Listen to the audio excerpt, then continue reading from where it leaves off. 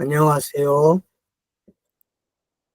에베소서 1장 이제 15절 시작하려고 합니다. 이런 이유로 또한 나도 이렇게 시작을 합니다. 이런 이유로 또한 나도. 자, 이로 말미암아 뭐 이런 이유로 뭐 맞네요. 이런 이유, 이로 말미암아 주 예수 안에서 나도 주님 예수 안에서 너희 믿음과 거룩한 모든 자들의 사랑에 대하여 들었다. 이렇게 고백을 하고 있죠.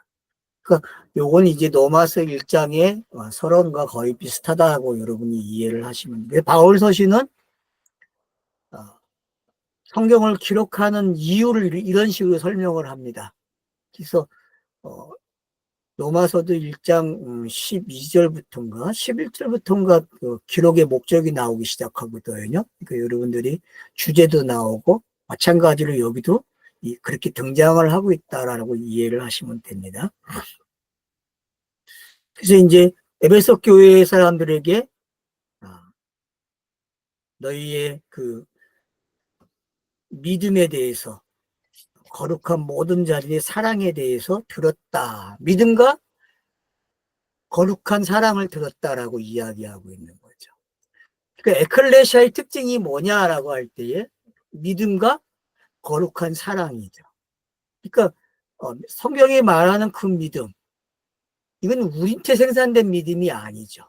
그리스도 안에서 그 하나님이 일으키신 믿음이죠. 그 믿음이 내게 된 거죠. 아브라함에게 말한 거와 똑같죠. 내 말을 믿었다. 내가 말한 대로 네가 믿었다. 성경을 읽으면은 그래서 믿음이 생기는 거예요. 들음으로 믿음이 생긴다고 이야기한 거와 똑같은 거죠. 그러니까 성경을 계속 들려줘야 돼. 누구에게요? 나 자신에게. 그러면 뭐가 생깁니까? 믿음이 생기는 거예요. 믿음이 생긴다는 것은 결국 성경 읽기를 잘하고 있는 거죠. 그래서 성경을 읽으니까 이제 믿음이 생기고 거룩이 생기고 사랑이 나타나죠. 그래서 믿음과 거룩이라는 단어는 열매로 뭐가 나타나야 돼요? 사랑이 나타나요. 그게 요한복음이잖아요. 그래서 믿음, 거룩이라는 단어가 어떻게 공간복음에서 생산되는지 여러분 추적해 보세요. 그러면은 요한복음이 왜 사랑을 기록하고 있는지 알게 돼요. 그래서 결국은 그 하나님의 뜻이 뭐냐라고 이야기할 때에 사랑입니다. 우리가 고린도전서 13장에서 확인했듯이 모든 말씀, 방언이든 예언이든 양쪽이 아울러 있는 게 뭐예요? 은사들이. 결국은 사랑을 이야기하는 거거든요. 믿음, 소망 그 중에 제일은 사랑이라고 이야기했듯이. 그래서 에베소 교회의 특징이 뭐다? 그 교회는 믿음과 거룩함과 사랑이 있다. 그래서 사랑이라는 열매가 있는 에클레시아구나라는 걸 알게. 그래서 에클레시아는 뭘로도 바꿀 수 있다? 사랑으로도 바꿀 수 있는 거죠. 그래서 에클레시아가 뭐냐라고 할 때 거기에는 믿음이 있어야 되고 거룩함이 있어야 되겠죠. 믿음은 거룩함을 생산해낸 거죠. 그죠? 여러분, 믿음이 없으면 거룩함이 없습니다. 왜냐하면 덧입는 거기 때문에. 그분의 것을 덧입는 거거든요. 뭘 통해서? 속전을 통해서 덧입는 거예요. 믿음은. 그렇기 때문에 믿음은 내가 만드는 게 아니에요. 그분이 계획하신 대로 성경을 읽어내고 또 계획하신 대로 아들이 그걸 완성을 하게 되면은 그 완성한 걸 성령이 내게 적용을 시켜줘야 되거든요. 그 일이 일어나게 되면은 믿음이라는 게 생기기 시작해요. 그래서 믿음은 선물이에요, 여러분. 내 것이 아니라니까요. 그래서 믿음과 거룩이라는 게 어떤 건지 아셔야 돼요.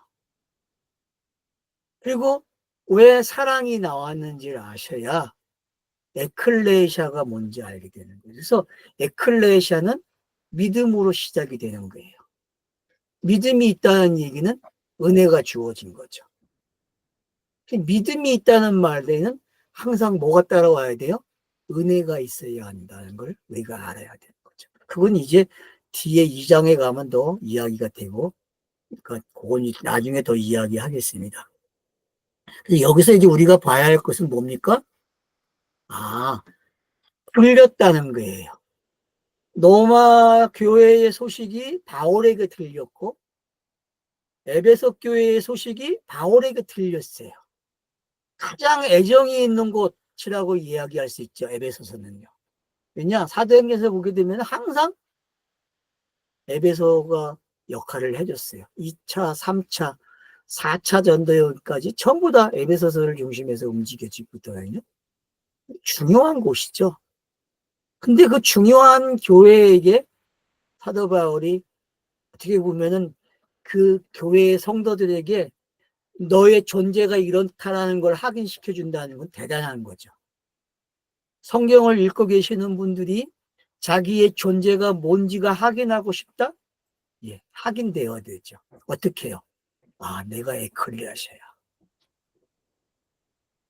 아버지와 아들과 성령이 내게 어떤 일을 했는지, 그 어느 시간 속에서 계속 차서들을 넘겨주면서 나로 성경을 읽게 함으로써 나로 하여금 은혜를 주셔서 믿음으로 이 자리에 쓴 것이 어떤 건지 알게 되는 거죠.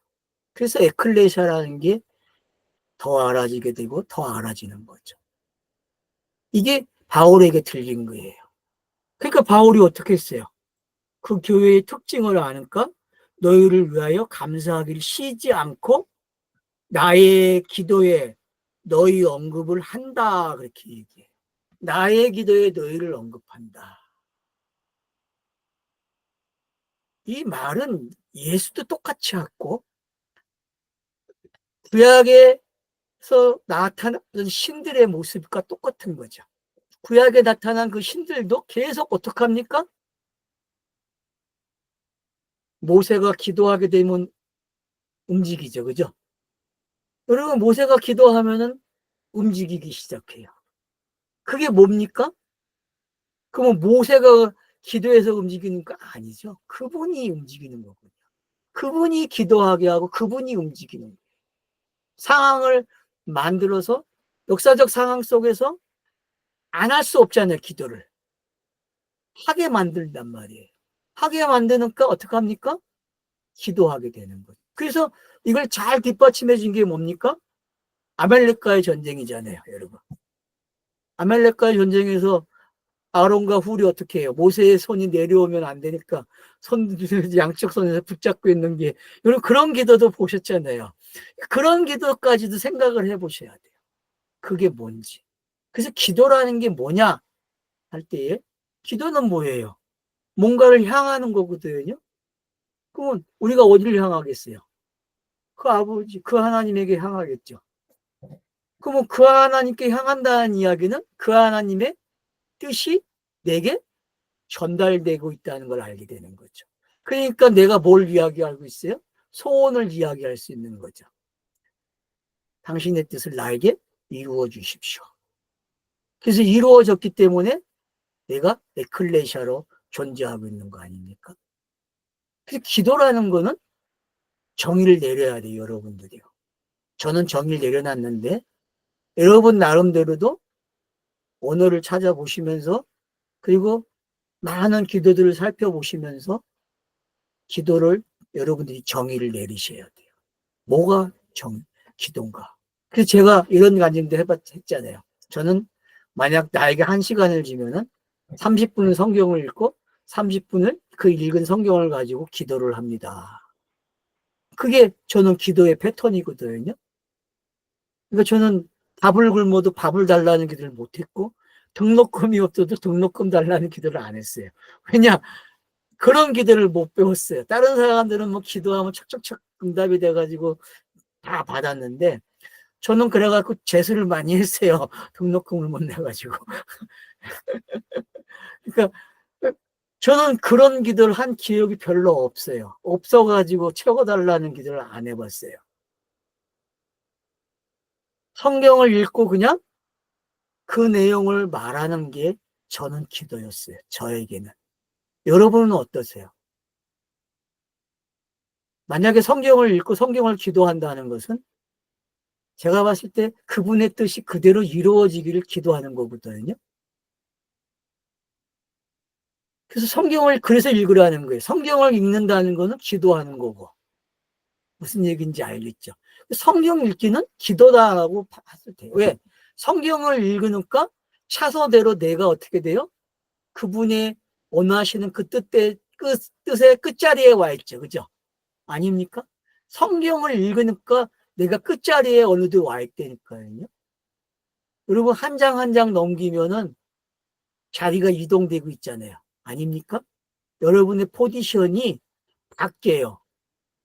어떤 사람은 몇 독을 해야 바뀌는 분도 있고, 죽을 때까지 읽어도 한 번 바뀌는 분도 있어요. 포지션은. 그거 중요하지 않아요. 근데 끝까지 읽으라는 거죠. 그렇기 때문에. 그래서 이게 능숙한 사람들은 이제 한 장만 읽어도 포지션이 자기 위치가 또 바뀌어 있고 또 바뀌어 있고 그래요. 여러분, 그게 뭔지 아시게 되면요. 에클레시아라는 것이 학대되는 거예요. 나의 에클레시아가 학대된다는 게 어떤 건지 아셔야 돼요. 이걸 깨닫는데 이게 삶이에요. 성도의 삶이요. 이게. 에클레시아를 모르면은 성도의 삶을 모르는 거예요, 여러분. 사도 바울이 에베소 교회의 특징을 알아요. 그래, 교회는 이런 특징이 있어야 되고 이걸 사도 바울이 들었어요. 그래서 기도한대요. 어떤 기도하는가 한번 보세요, 여러분. 나 너희를 위해서 언급한다 해놓고는 그들을 대한 내용을 언급하는 게 아니라 어떤 내용이에요? 3절에서 14절까지 나온 내용 다시 반복하고 있어요, 여러분. 아니에요? 그러니까 기도가 뭔지 알겠죠? 기도의 내용이 다른 게 없어요, 여러분. 그 17절 보세요. 그리하여 예수 그리스도 우리 주 하나님 영광의 아버지께서 너희에게 지혜와 계시의 영을 그분의 지식 안에서 주시고. 엄청난 내용이죠. 그러니까 에클레시아가 된 사람들은요, 이 17절에다가 포인트를 잡아 놓으셔야 돼요. 여기 여러분다가 별표를 만드시고 줄을 몇 개 쳐놔야 돼요. 왜냐? 아주 중요한 그 구절이거든요. 이거하고 여러분들이 3장하고 이제 비교하셔야 돼요. 3장에 바울의 기도가 어떻게 시작되고 있는지. 3장 1절부터 여러분들이 쫙 읽어보세요. 에베소 교회에 지금 기도하고 있는 거하고 이 3장에서 1절부터 나오는 이 문장을 한번 비교해 보세요. 엄청납니다, 여러분.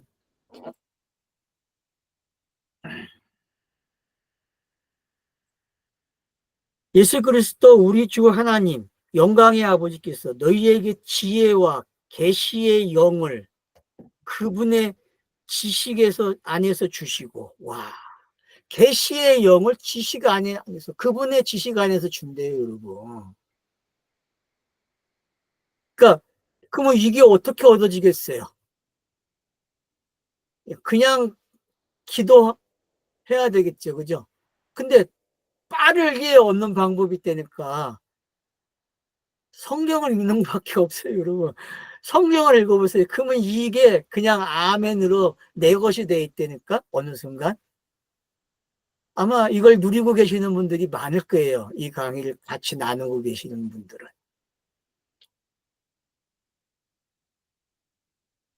뭐, 지혜와 계시.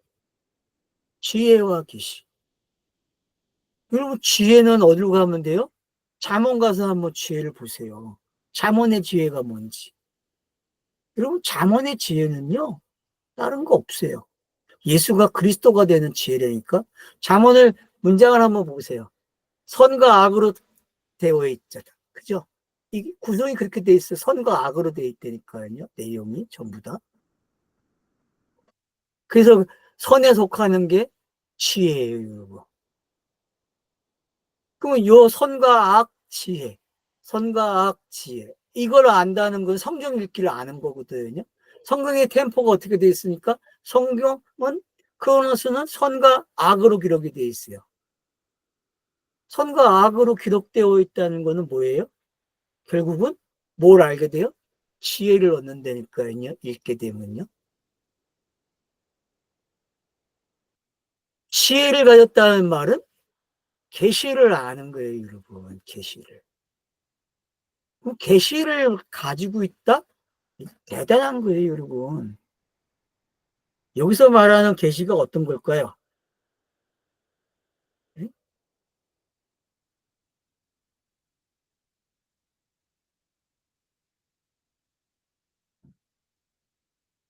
지혜, 계시, 영.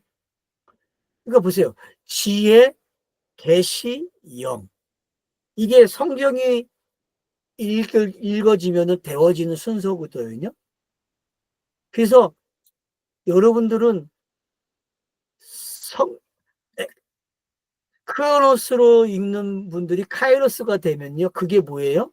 계시가 된 거거든요. 완료된 내용이에요, 계시가. 그래서 계시라는 거는 완벽하게 깨달아지는 내용이에요. 계시가 들어올 때 여러분 어때요? 완벽한데 문자로 기록되는 순간 어떻게 됩니까? 비유가 돼버리죠. 그죠? 계시는 완벽해요, 여러분. 근데 그게 땅의 언어로 기록되면 뭐가 되는 거예요? 그게 문자가 되기 때문에 비유가 되는 거고. 그러니까 그런 걸 우리가 안다는 거. 그래서 지혜와 계시를 가지고 있다면 그건 당연히 영이 되는 거죠. 그러면 이 가정이 뭐예요? 성경이 그 하나님으로부터 오는 가정이잖아요. 거꾸로 내가 뭐가 됐다는 이야기예요? 성경이 된 거죠. 완료된 성경. 그래서 에클레시아는 뭐다? 성경이네 그렇게 말할 수 있는 거예요. 에클레시아는 뭐다? 성경이다. 카이로스의 시간에서 살기 때문에 그래요. 그래서 에클레시아는 뭐다? 카이로스 시간에서 살고 있고 그걸 뭐라 그런다? 성경이다라고 얘기하는 거죠. 그래서 여러분 자신이 성경이 되는 시간을 가지셔야 돼요.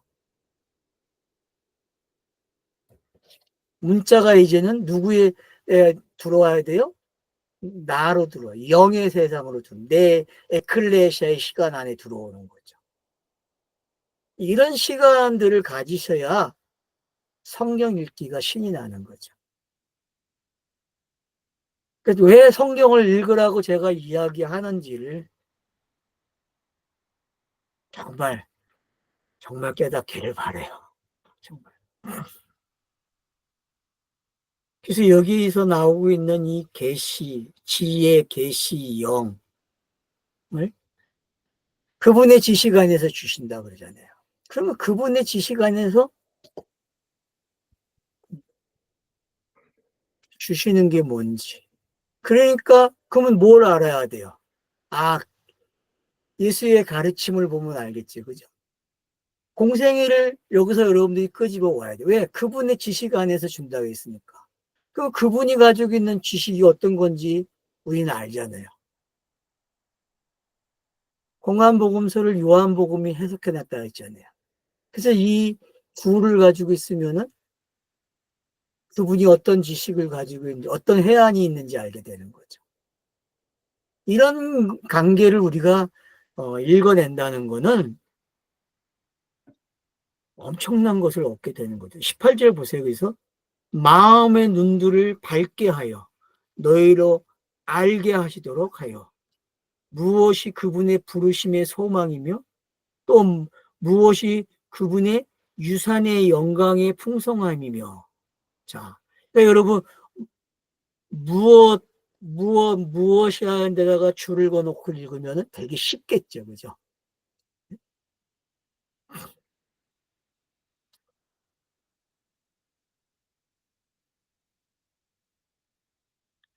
자, 마음의 눈들을 밝게 했다.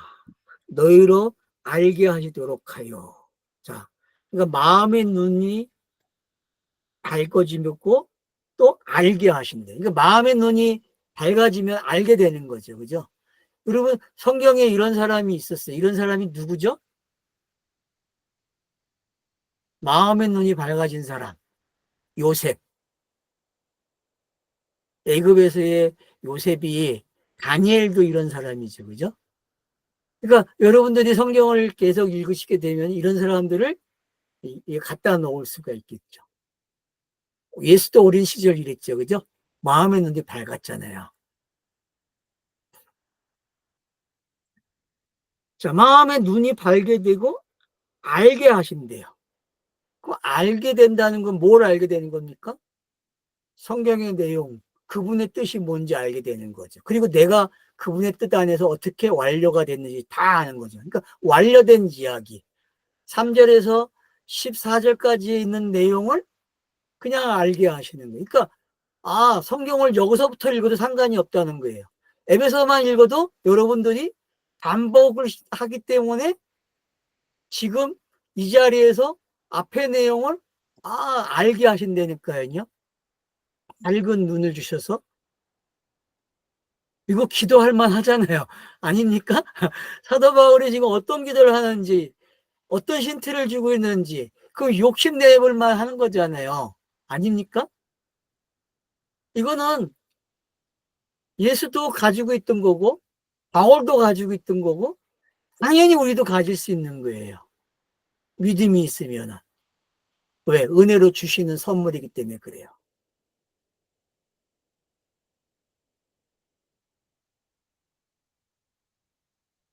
자, 그래서 이제 무엇이 그분의 부르심의 소망이며, 자, 부르심의 소망이 뭡니까? 우리를 부르시면 왜 소망이 있어요? 무엇이 부르심의 소망입니까? 부르심의. 무엇이 여러분, 이 질문에 답을 가지고 계셔야 돼요. 이 답이 딱 안 튀어나오면은요, 멈추세요. 좀 생각 좀 하세요. 무엇이 부르심의 소망이지? 어? 예수에게는 무엇이 부르심의 소망이었지? 여러분, 예수에게는 부르심의 소망이 뭐죠? 사도들이죠. 에클레시아죠. 복음이죠. 예수에게는. 그죠? 사도 바울에게는 부르심의 소망이 뭡니까? 똑같죠. 복음을 전하는 거죠. 그죠? 그치? 복음을 핍박하던 자가 복음을 전하는 자로 바뀌었으니까. 그러면 저와 여러분의 부르심의 소망은 뭡니까? 성경을 읽고 전하는 거죠. 그죠? 맞죠? 읽은 걸 전하는 일을 해야 될 거 아니에요. 그게 부르심의 소망 아닙니까? 뭐 착한 일 하세요. 하시고 싶으면. 도움을 주는 일 하세요. 선한 일도 많이 하세요. 근데 그것보다 먼저 할 일이 있어요. 성경을 읽고 내가 누군지를 계속 확인하는 일을 하셔야 돼요.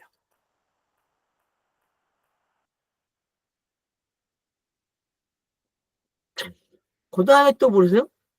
또 무엇이 그분의 유산의 영광의 풍성함이며, 결국은 누구 이야기하고 있어요? 예수 지금 보게 하고 있죠. 예수가 어떻게 했는지 보여주고 있잖아요. 여러분, 예수의 공생애에서 이걸 다 찾아내셔야 돼요.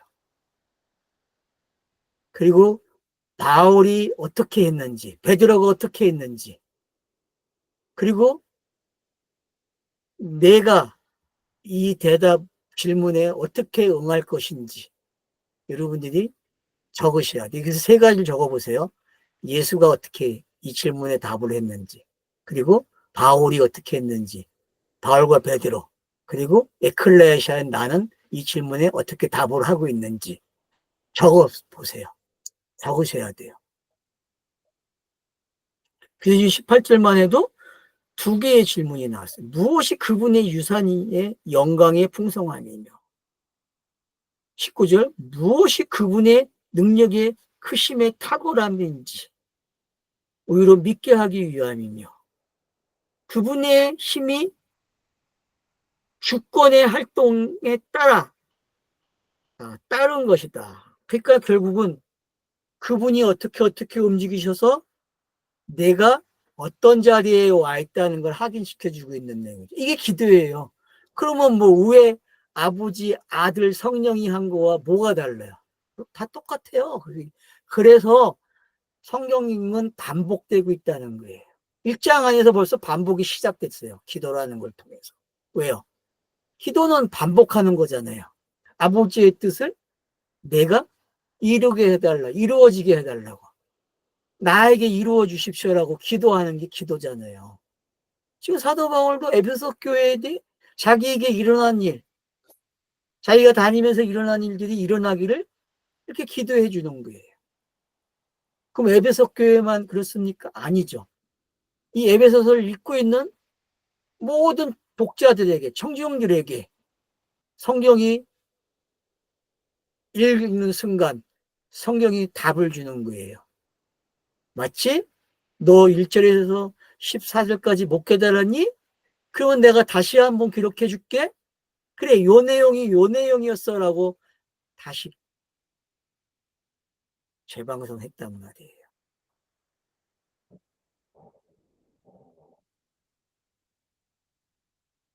그것은 그리스도 안에서 그분의 역사하는 것이다. 죽은 자들로부터 일으켰으며 또 하늘에 있는 그분이 오른편에 앉아 계신 것이다. 그래서 죽으셨다, 부활했다, 그분의 오른편에 앉아 계시다 라고 끝이 나는 거죠.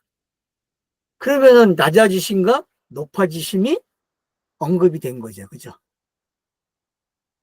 낮아지심과 높아지심이 어떤 거죠? 그러니까 기도 속에 왜 이게 나오는지 알겠죠? 여러분 기도를 바꾸셔야 돼요. 우리의 기도가 안 바뀌면 안 된다니까요. 내 기도가 바뀌어야 내 삶이 에클레시아의 삶을 산다니까요. 에클레시아의 삶은 예수 그리스도를 재생하는 거예요. 예수 그리스도를 재생한다는 것은 성경을 읽는 거예요. 그리고 그 읽은 성경을 다시 전하는 거예요. 밖으로 내놓는 거예요. 그걸 뭐라 그래요? 예언한다, 방언한다 그러는 거예요. 알았죠? 혼자 있는 걸 방언한다 그러고, 네? 말을 누구에게 전달하면 그걸 뭐라 그래요? 예언한다 그러는 거예요. 아시겠습니까?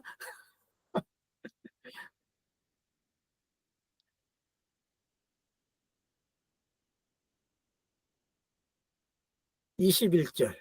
모든 통치자와 권위자와 능력과 주권과 그리고 모든 불리워진 모든 이름들 위에 있게 하셨으니 단지 이 시대만 아니라 또한 오는 시대이다.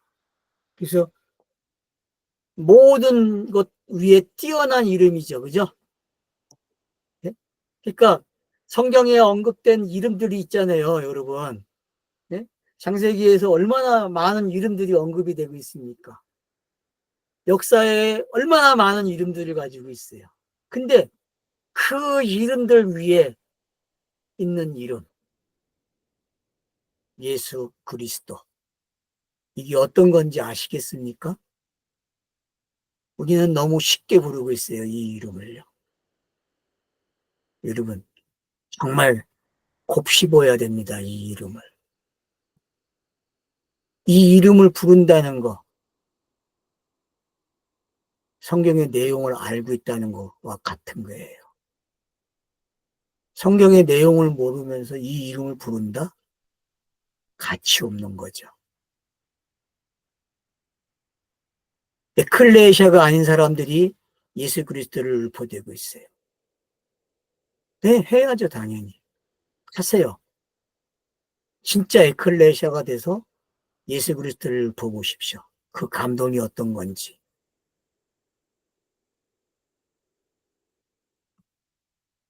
그래서 여기 나오는 모든 통치자, 권위자, 능력, 주권. 이거에 2장 2절부터 가면 있어요. 더 정확하게. 그 안에 전에 이 세상의 악한 영을 따라 걸었으며 공중의 권세의 통치자들 따랐으니 지금도 불순종의 아들들 안에서 일하는 영이라. 그러니까 이 단어가 뭔지 이해가 되셔야 돼요. 21절을 여러분들이 2장 2절과 3절을 좀 읽으세요. 좀 더 5절까지만. 그러면은 여기서 나오는 내용들이 어떤 건지 알게 되는 거죠.